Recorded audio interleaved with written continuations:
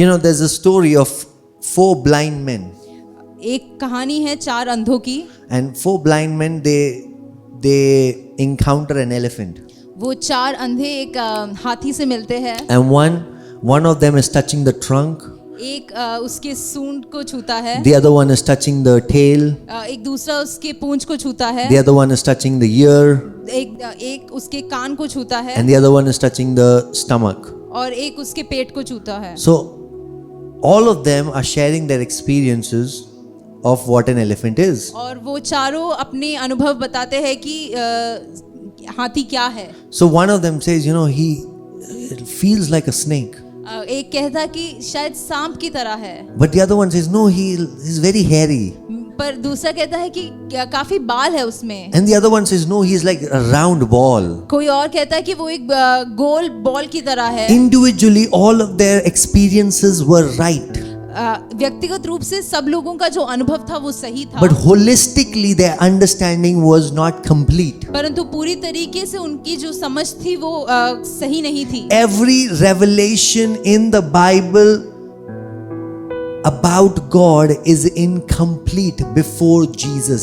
सारी जो प्रकाशन जो प्रभु के बारे में वचन में है वो गलत थी यीशु से पहले। So if you see God through the eyes of Elijah, you're still seeing an incomplete picture. अगर आप एलिय्याह के नजर से प्रभु को देख रहे हो तो आप एक अधूरा चित्र देख रहे हो। If you see God through the eyes of Moses, you'll see an incomplete अगर picture. आप मूसा के नजर से प्रभु को देख रहे हो तो आप एक अधूरा चित्र देख रहे हो। The Bible says no one has seen God.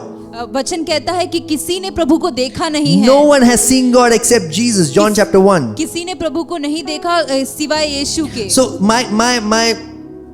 my telling you this is the main point is that in the Old Testament no one saw a complete picture of God. मेरा ये कहने का तात्पर्य है कि पुराने नियम में किसी ने यीशु को पूरी तरीके से नहीं देखा। No one has seen God. किसी ने प्रभु को नहीं देखा। So if you make your understanding from what you read in the Old Testament, you will still have an incomplete picture of who God is. इसलिए अगर आप अपनी समझ परमेश्वर के बारे में पुराने नियम के द्वारा बनाने चाहते हो तो वो एक अधूरा चित्र है। See, how many times have you read the Old Testament and then you've read the New Testament and you see like a big gap? और कई ऐसा कितनी बार हुआ है कि आप पुराना नियम पढ़ते हैं फिर नया नियम पढ़ते हैं तो आपको लगता है कि कुछ काफी बदल गया है। Old Testament is like the God of vengeance, the God of, you know, just kill everybody, kill babies, kill children, kill women, kill everything that is on your way, just stomp it out, and you know, you see like the God of anger and wrath. पुराने नियम में आप ऐसे एक प्रभु को देखते हो जो कि हत्या कर रहा है, घात कर रहा है। And in the New Testament it's all different. परंतु नए नियम में काफी सब कुछ बदल गया है। Here Jesus is like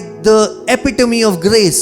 यहाँ पे यीशु करुणा का जो ऊंचे स्थान बन चुका है। In the Old Testament, one prophet said, "Let fire fall down." Fire fell down. पुराने नियम में भविष्यवक्ता कहता है कि आग गिरे और आग उतर आती है। And in the New Testament, when the disciples use the same example, और जब नए नियम में चेले वही उदाहरण का इस्तेमाल करते हैं, Jesus gets angry at them. यीशु उन पर गुस्सा करता है। He says, "You have no idea what spirit you are operating in." यीशु उनसे कहता है तुम नहीं समझ पा रहे तुम कौन सी आत्मा में काम कर रहे हो। Are you hearing what I'm saying? क्या आप सुन पा रहे हो? If you make a picture of God from reading the Old Testament, you will have an imperfect, incomplete picture. अगर आप पुराने नियम से परमेश्वर का एक चित्र बना रहे हो तो वो अधूरा है। The problem is that Christians know God only through the Old Testament, and then using the context of the Old Testament, they are seeing through that lens in the New Testament about Jesus.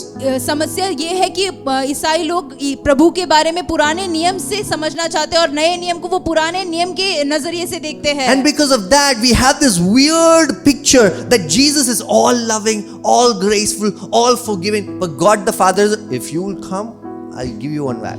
इसलिए हमें ऐसा लगता है कि यीशु काफी प्रेम करता है और काफी अनुग्रह देने वाला पिता परमेश्वर है, परंतु हम पिता को गलत रीति से देखते हैं। But Jesus said, if you have seen me, you have seen the Father. परंतु यीशु कहता है अगर तुमने मुझे देखा है तो तुमने पिता को देखा है। Moses does not represent God perfectly. मूसा प्रभु को सिद्ध तरीके से नहीं दिखा रहा। Only Jesus represented God perfectly. केवल यीशु ही है जिसने पिता को अच्छे रूप से दिखाया है। No one has ever seen God, the only God who is at the Father's side. He has made him known.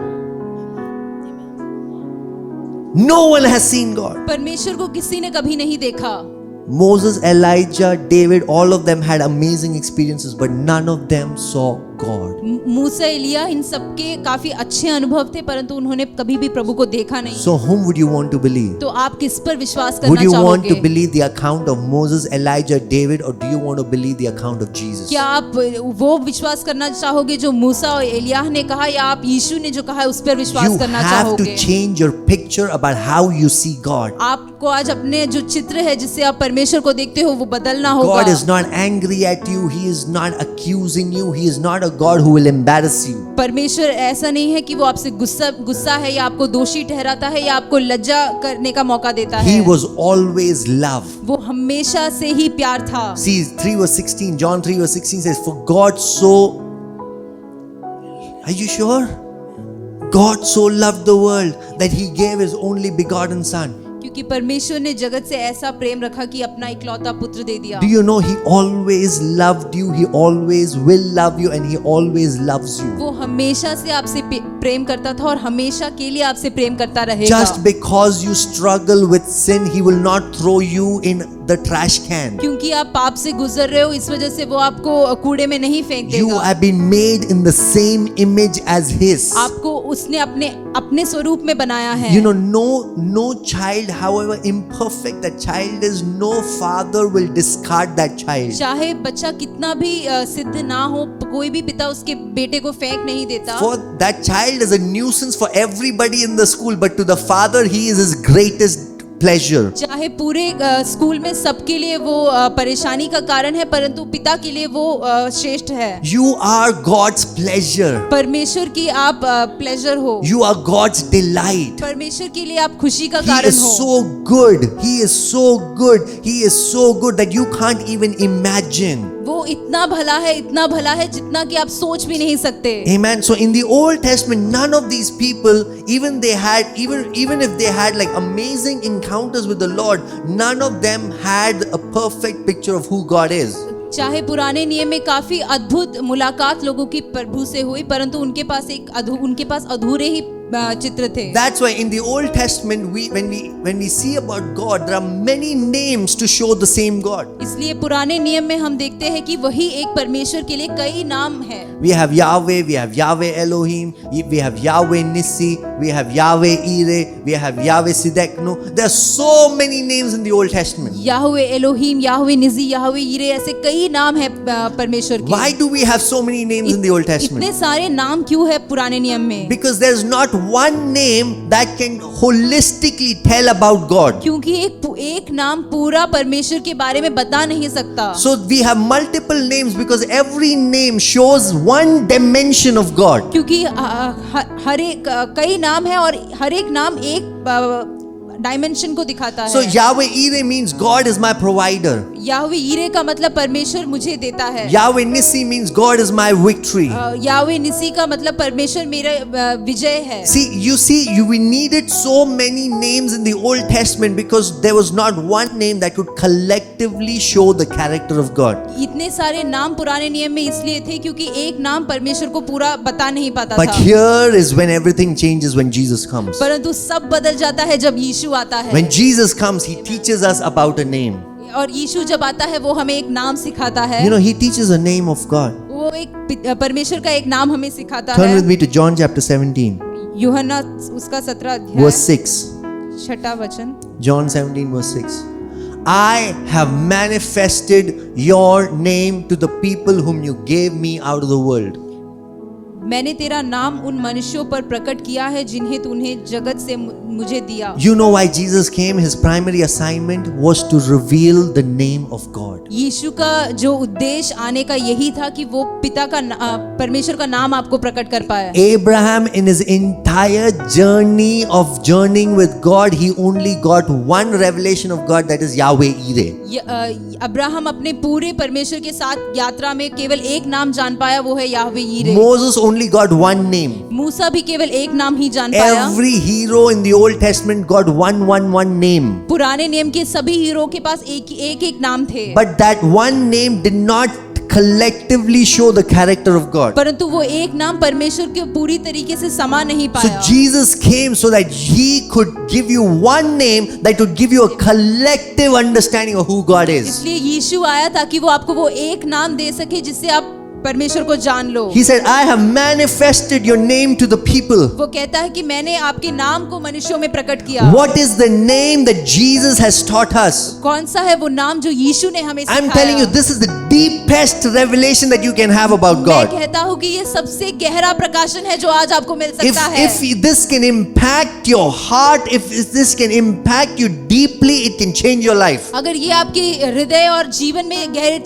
रूप से काम कर सकता है तो आपका जीवन बदल जाएगा। You know, just because the gospel looks simple, we miss out on how profound the gospel is. क्योंकि हमें लगता है कि सुसमाचार काफी सिंपल है तो हम उसकी गहराई को छोड़ देते The हैं। simpler the gospel, the more profound it is. जितना सरल सुसमाचार है उतना ही उसमें गहराई है। You know, don't be like people who want to hear complicated stuff, you know, and then get their mind so twisted that they miss out on the simplicity of the gospel. ऐसे लोग ना बने कि जो complicated चीजें समझने की कोशिश करे और सरल बातों को समझना छोड़ दे। You know what's the name that Jesus taught us? क्या आप जानते हैं वो नाम क्या है जो यीशु ने सिखाया? Father. पिता। Father. पिता। Because in the name Father, क्योंकि पिता करके जो नाम है उसमें it invokes every other name of the Old Testament together. उसमें पुराने नियम के सारे नाम समाये गए हैं। See, if you were in the Old Testament and you need provision, you would call out Yahweh Yireh because you need provision. अगर आपको पुराने नियम में कुछ चाहिए होता तो आप याहवे यीरे करके बुलाते क्योंकि आपको कुछ चाहिए। But if you are in a battlefield, you don't need Yahweh Yireh, you need Yahweh Nissi. परंतु अगर आप युद्ध भूमि में है तो आपको याहवे निसी की जरूरत है। But you know, in the New Testament, when you call Father, Yahweh Yireh, Yahweh Nissi, Yahweh Sideknu, Elohim, everything that is in the Old Testament comes together for your help. परंतु नए नियम में ऐसा है कि आप जब पिता करके उससे बुलाते हो तो पुराने नियम के सारे नाम के साथ प्रभु प्रकट होता है। Oh man, the highest and the deepest revelation of God is to know Him as Father. सबसे उत्तम और सबसे गहरा जो प्रकाशन ये है प्रभु को पिता कर जान लेना। You know, when the whole world knows Him as God, जब पूरी धरती उसको परमेश्वर कर जानती है, you can know Him as Father. आप उसे पिता कर जान सकते हो। Father. पिता। When I was a child and I got stuck in a problem, जब मैं छोटा था और मैं किसी कठिनाई में फंस जाता था, I wouldn't call director, pastor, so and so Verghese Thomas. No, just called Papa.